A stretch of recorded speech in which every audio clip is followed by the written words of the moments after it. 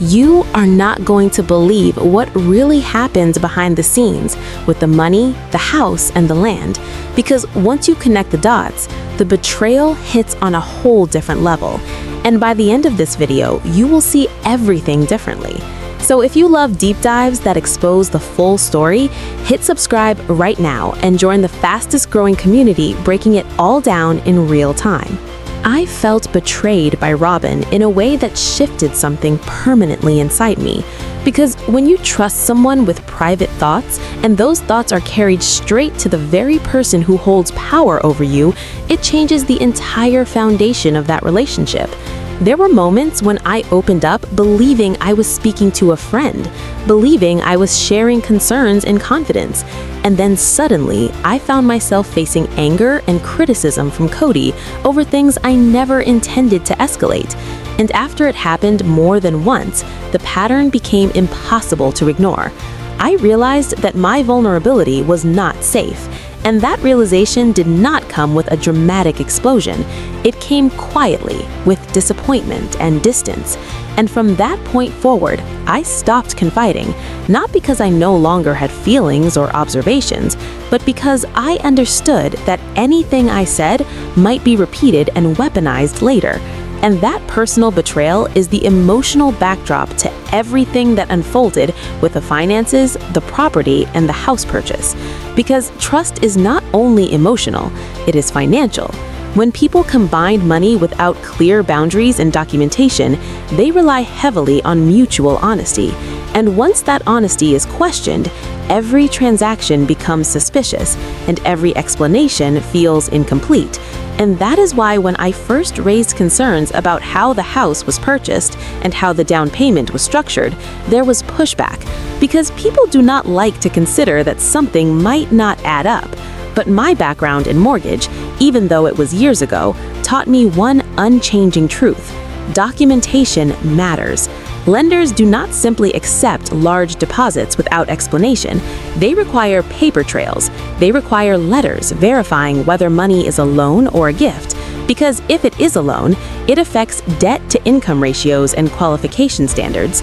And if it is a gift, it must be stated clearly that repayment is not expected.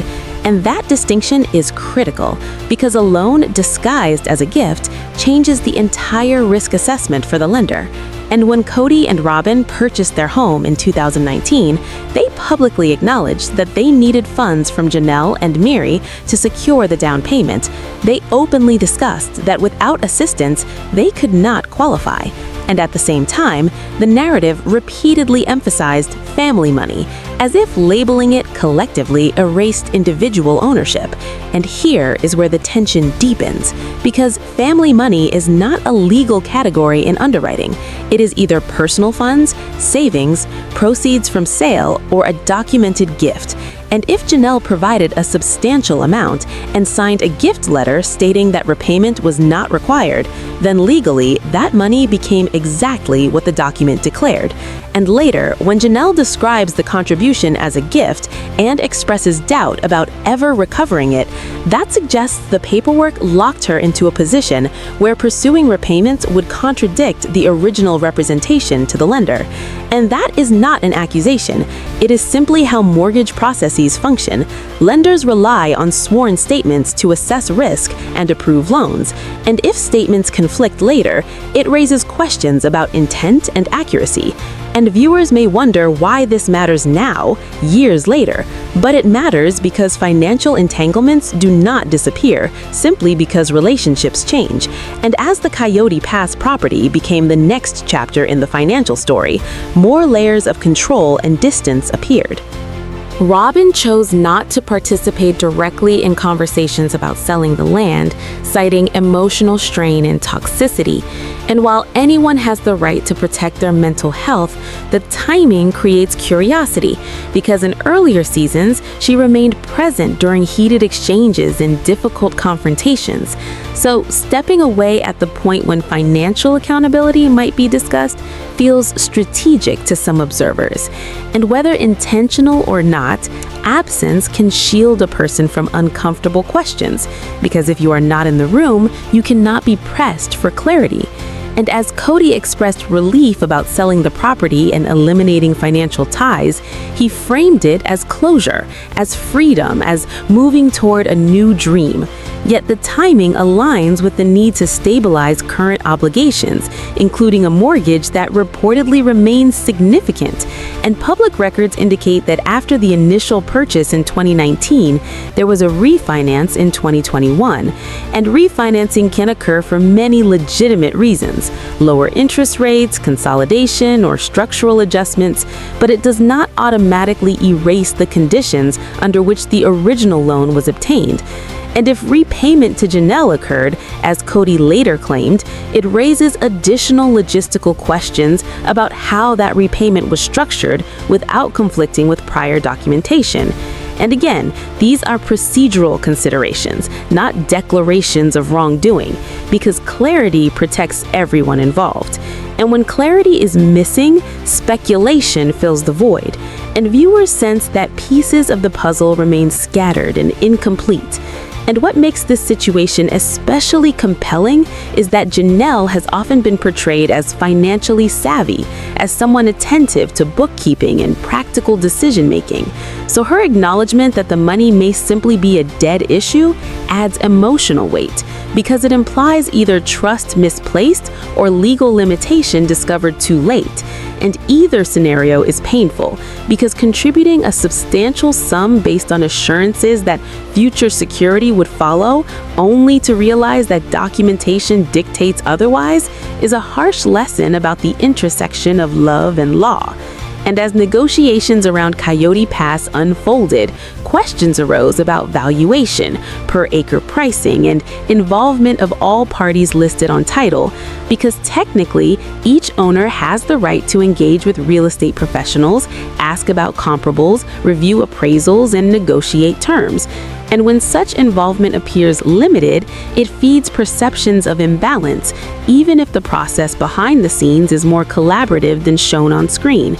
Reality television presents edited narratives, and viewers must remember that yet within edits, patterns become visible. And the recurring pattern here centers on control of information and selective participation. And that pattern keeps audiences invested because it mirrors real-world scenarios where financial transparency determines fairness.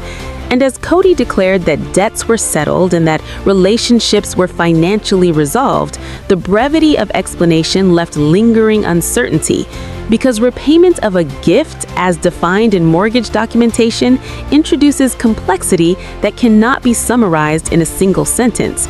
And complexity invites scrutiny, and scrutiny sustains suspense, because people naturally seek resolution to unresolved threads. And the deeper layer of this story extends beyond one transaction to the broader dynamic of plural marriage and shared resources, where legal marriage does not encompass every partnership and therefore protections differ. And when only one spouse is legally bound in certain contexts, the distribution of assets and obligations can become uneven, especially if verbal agreements are not mirrored by contracts.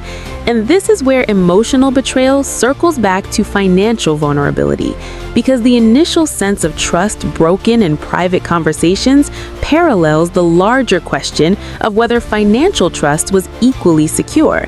And as property sells and chapters close, audiences continue watching, not solely for dramatic confrontation, but for understanding of how decisions made years ago echo into the present, and whether acknowledgments, accountability, and healing will ever align fully.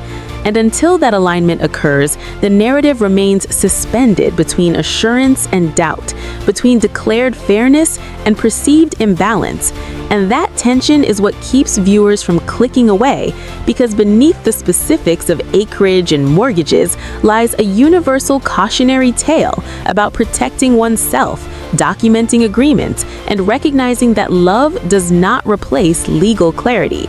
And as long as unanswered questions linger, the story retains its gravity, inviting reflection, discussion, and anticipation about what truth may yet surface and how those involved will reconcile public perception with private reality. As the conversation around the land intensified and the idea of finally closing the chapter on Coyote Pass became real, the emotional undertone shifted from hope to quiet reckoning. Because what was once presented as a shared dream slowly revealed itself to be a web of unresolved expectations and uneven outcomes. And when Kody spoke about feeling nostalgic yet relieved, it carried a dual message, one of loss and one of strategic release. Because letting go of property is not just about sentiment, it is about liquidity, obligations, and repositioning. And viewers could sense that the urgency behind the sale was not purely emotional, but practical and financial. And that is where the deeper suspense begins, because whenever urgency surrounds money, questions follow. And the questions in this situation revolve around timing, structure, and transparency. And although no official documentation is laid out on screen, the statements made publicly create a timeline that invites analysis. The home purchase in 2019, the refinance in 2021, the prolonged holding of undeveloped land, and the renewed push to sell once relational fractures were undeniable. And when Janelle openly wondered whether pursuing repayment for her contribution would only lead to endless resistance, it revealed fatigue more than anything else, because exhaustion often replaces anger when someone realizes the system they relied upon does not favor them. And her words carried a sense of finality, as though she understood that even if morally she felt owed something, legally the path to reclaim it would be complicated and draining. And that understanding shifts the focus from confrontation to acceptance. But acceptance does not eliminate the lingering question of fairness. And fairness in financial arrangements is not measured solely by feelings. It is measured by documentation, ownership percentages, and enforceable agreements. And in plural relationships where only one marriage holds legal status, the imbalance of protection can become stark when assets are titled in limited names. And when one partner provides funds without securing proportional ownership, the risk increases exponentially.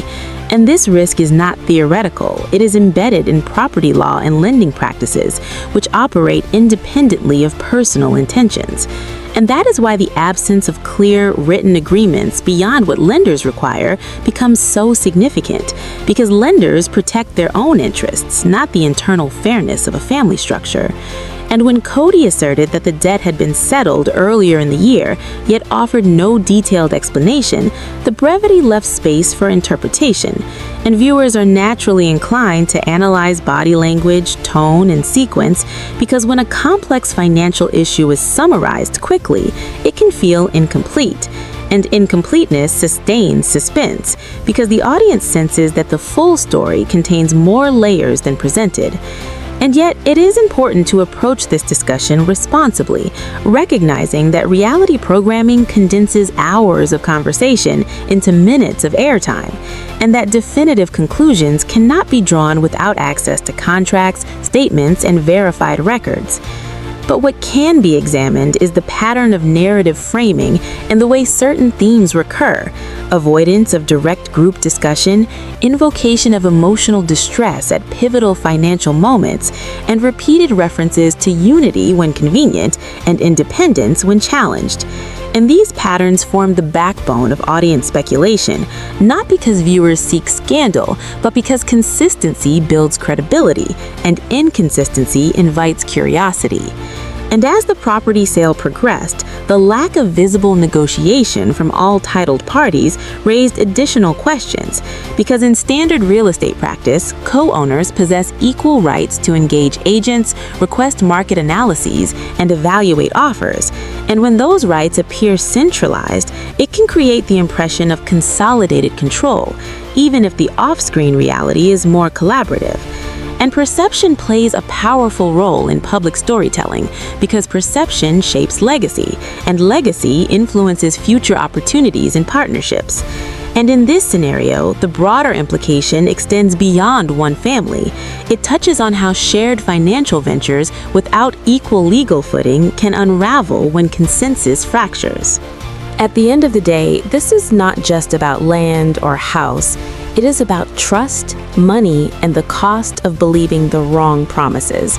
And if this breakdown opened your eyes and you want more real, honest, deep dives like this, make sure you hit subscribe right now and join the fastest growing community that never misses